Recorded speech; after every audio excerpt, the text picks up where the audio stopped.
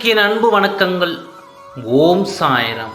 என் அன்பு குழந்தையே, உன் துணை இப்படி ஒரு வேண்டுதலை என்னிடம் வைப்பார் என்று நான் நினைத்து கூட பார்க்கவில்லை. எப்படியாவது உங்கள் இருவரையும் சேர்த்துவிட வேண்டும் என்று தான் உன் வாழ்க்கையில் நான் போராடி வருகிறேன். உன் வாழ்க்கையில் இருக்கும் இன்னல்களை நீக்கி உனக்கு நிம்மதியை கொடுக்க வேண்டும் என்று தான் நான் காத்திருந்தேன். இந்த நேரத்தில் இப்படி ஒரு வேண்டுதலை உன் துணை வைப்பார் என்று நான் நினைக்கவில்லை.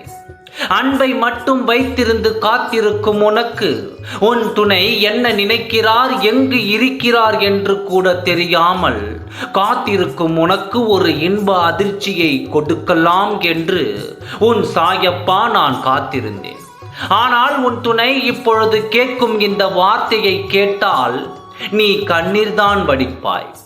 இருந்தாலும் உன்னிடம் நான் இதை ஒப்படைத்தே ஆக வேண்டும் என்ற சூழ்நிலையில் இப்பொழுது உன்னிடம் நான் பேசிக்கொண்டிருக்கின்றேன். நான் அதிக தடவை உன்னிடம் சொல்லி இருக்கின்றேன், உன் துணை உன் மீது அன்பாக இருக்கிறார் என்று. ஆனால் அதில் உனக்கு பல சந்தேகங்கள் இருந்தும் வந்தன. இப்பொழுதும் சொல்கின்றேன், உன் துணை உன் மீது அதீத அன்போடு தான் இருக்கிறார்.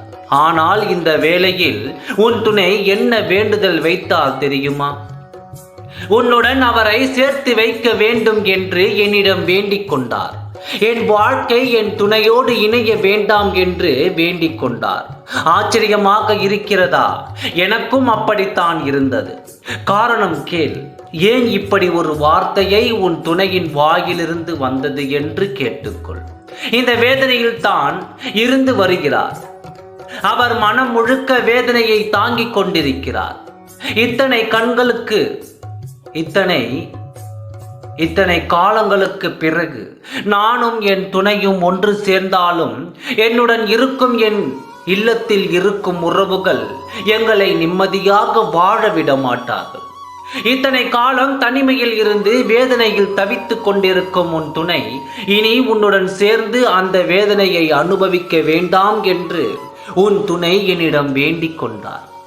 இந்த வேண்டுதலால் அவர் மனம் எத்தனை வேதனைப்பட்டிருக்கும் என்பது எனக்கு தெரியும்.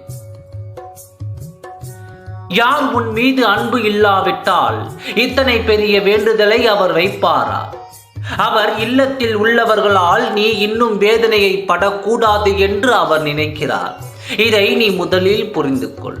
இன்னும் உன்னோடு வாழ வேண்டும் என்ற ஏக்கம் இருந்தாலும் அவரால் நீ எந்த வேதனையும் படக்கூடாது என்று உறுதியாக இருந்ததால் தான் இந்த ஒரு கோரிக்கையை என்னிடம் வைத்தார்.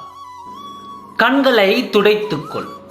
உன் வேதனையும் எனக்கு புரிகிறது. இப்பொழுது நான் என்ன செய்ய வேண்டுமோ அதை நான் செய்து உங்கள் வாழ்க்கையை மீட்டு தருகிறேன். உங்கள் துணையின் எண்ணத்தை தூயதாக்கி அவரின் மனதுக்கு தைரியம் கொடுத்து யாராலும் இனி உங்கள் வாழ்க்கை கெடாது என்ற உறுதியை உன் துணைக்கு கொடுத்து உங்கள் இருவரையும் நான் ஒன்று சேர்க்கப் போகின்றேன். உங்கள் வாழ்க்கைக்கு எது இடையூறாக இருந்தாலும் அதை உடைத்து விடுகிறேன். கவலையின்றி சந்தோஷமாக இருங்கள். நல்லதே நடக்கும். உன் துணையும் உன்னையும் பிரித்து விட மாட்டேன். கவலைப்படாதே. நல்லதே நினை, நல்லதே நடக்கும். ஓம் சாய்ராம். நன்றி, வணக்கம்.